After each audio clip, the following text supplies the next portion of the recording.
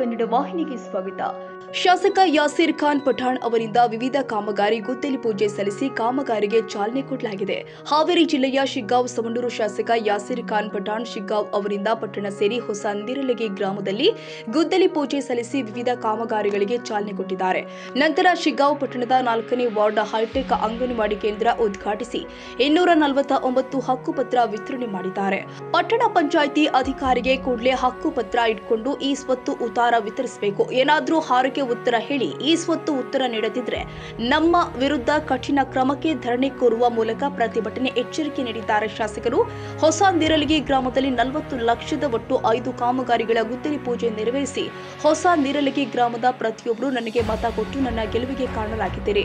ಇನ್ನು 3 ವರ್ಷ ಅಭಿವೃದ್ಧಿ ಕಾಮಗಾರಿಗಳನ್ನ ತಂದ ಶಾಲೆ ದೇವಸ್ಥಾನ ಸೇರಿ ನೊಂದ ಜೀವಿಗಳ ಕಂಬನಿ ವರಿಸ್ತೀವಿ ಎಂದಿದ್ದಾರೆ.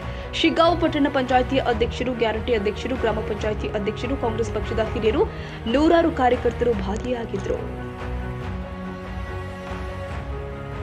ತಾಜಾ ಸುದ್ದಿಗಾಗಿ ಎಂಟಿವಿ ನ್ಯೂಸ್ 24x7ಗೆ ಸಬ್ಸ್ಕ್ರೈಬ್ ಮಾಡಿ ಮತ್ತು ಬೆಲ್ ಐಕಾನ್ ಅನ್ನು ಒತ್ತಿ. ತಪ್ಪದೇ ಲಿಂಕ್ ಶೇರ್ ಮಾಡಿ.